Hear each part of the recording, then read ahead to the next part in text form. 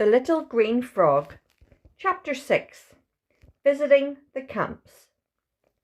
For 2 days the weather was stormy. Biddy could not go outside at all. Aunt Hannah gave her an apron to hem. Biddy thought it wasn't much fun to sew, but she tried, and after a long time she finished the hem.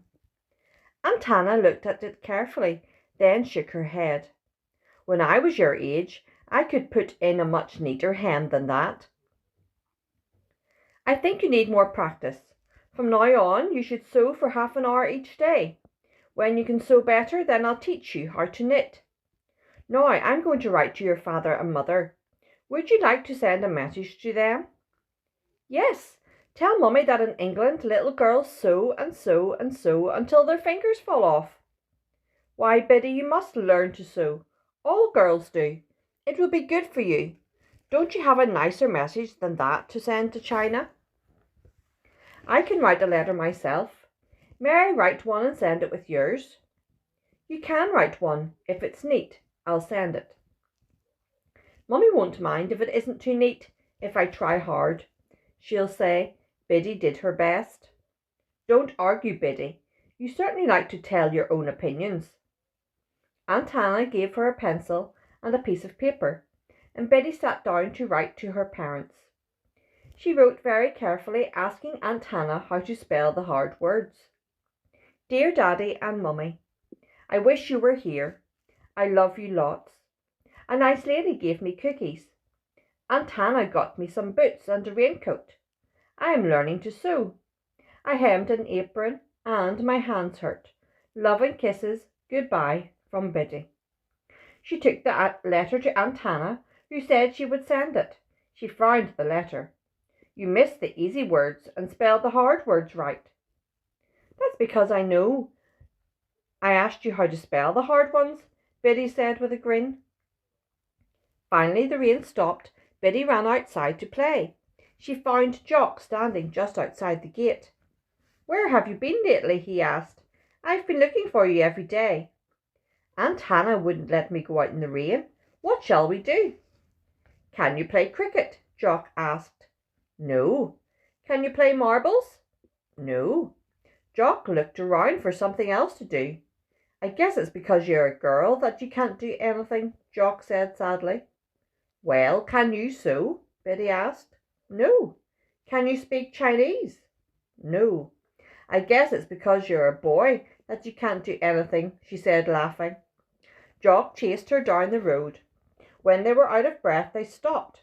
"Can you really speak Chinese?" Jock asked. "Certainly I can," said Biddy, and began to say a poem in Chinese. "What was that?" asked Jock. "It's a poem that Amma taught me. It's about a worm that wanted to be a bird." "Say some more. It's funny." The children were so interested in Chinese that they didn't notice an elderly man standing in the road listening to them. After a while he said, "Excuse me, children. I've been listening to you for a few minutes here. Has the little girl come from China?" "Yes, sir. I came 2 weeks ago." "Well, how interesting. I lived in China for many years. It is quite nice to hear someone speak Chinese. You must come and see me some day, and we'll talk Chinese together. Where are you living?" "With Aunt Hannah at Dale House," Biddy said. "And what is your Aunt Hannah's last name?" "Forrester, the same as mine." "Well, Miss Forrester and I are friends. Right now I have some errands to do, but I'll certainly have to see Miss Forrester and ask her to allow you to come and visit me. Goodbye now." He waved as he walked off down the road. "I wonder where he lives," Biddy said. "I know. He lives in a big house called the Grange. His name is Mr. Digby, and he's very rich." "I heard Mr. Brown talking about him," Jock told her. "When he asks you to come, see if I can come too." "Well, I don't know," Biddy said, teasing Jock, "since you don't speak Chinese, but I'll tell him you're a nice boy." That made Jock feel better. "What shall we do now?" he asked. "First we'll go and see Mrs. Camp. I told her I'd come and visit. Then we'll play giants. Oh yes, I remember the ball." He pulled it from his jacket pocket. Biddy reached into her own pocket. I've got Froggy with me. I thought Mrs. Camp would like to see something from China and hear about how Amma got him. He's as big as a real frog. I like him, Jock said. He's nice and cool and smooth. Jock touched the frog, then drew back quickly. He is cool and smooth, almost like a real frog. Biddy put Froggy in her pocket, and she and Jock had a race to Mrs. Camp's house. They found Mr. Camp sitting by the fire instead of being at work in the cemetery. After they had said hello and Biddy introduced her friend, she asked, "Why aren't you working today, Mr. Camp?" "I've got rheumatism, Missy.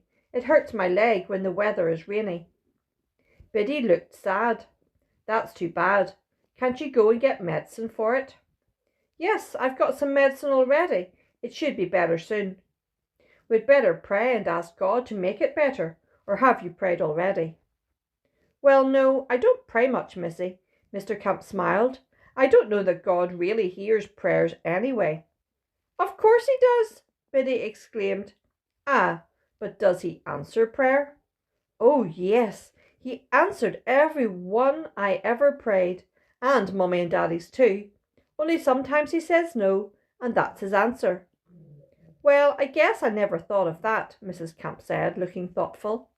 Mrs. Camp said, "Where's that story you were going to tell me?" "Shall I tell you the giant story?" "No," said Jock. "I heard that one the other day. I know another one about a giant." Mrs. Camp said, "I know David and Goliath, but that's the only one. Which one do you know?" Jock interrupted again. "I know Jack and the Beanstalk. That's a giant story." "I don't know that one. Let me tell the one I know." So Biddy began. When David was old, he met another giant one day. He had a funny name, something about Ish. "What a silly name," said Jock, laughing. "That's all right," said Mrs. Camp. "Go on with your story." "This is a sad story, because when David met this giant, he couldn't fight. David's nephew came just in time and killed the giant, so David was saved." "Wait, I thought you said the other day that David killed Goliath because God helped him. Why didn't God help him kill this one?" "Well, you see, God did it to show David that he should have stayed home where he belonged. God helped the nephew to kill the giant." "Well," said Mr. Camp, "I'm glad there aren't giants today. With my rheumatism, I guess I wouldn't be much good at fighting." "Oh, we have a lot of giants. Maria fights giant temper, and I fight giant disobedience, and there's giant selfishness." "Say," Jock said loudly, "I don't suppose you've been baking cookies this morning, have you, Mrs. Camp?" Mrs. Camp laughed. "As a matter of fact, I haven't, but I do have some gingerbread. Would that do?" "Oh, thank you," Jock answered, and soon he and Biddy were each enjoying a piece of gingerbread. When they left the house, Biddy scolded Jock. "You shouldn't say things like that. It was just like asking, and that's not good manners." "Oh, it doesn't matter," said Jock. "If I hadn't asked, we might not have got any." "Well, you should have waited till Mrs. Camp offered." "Oh well, let's play giants."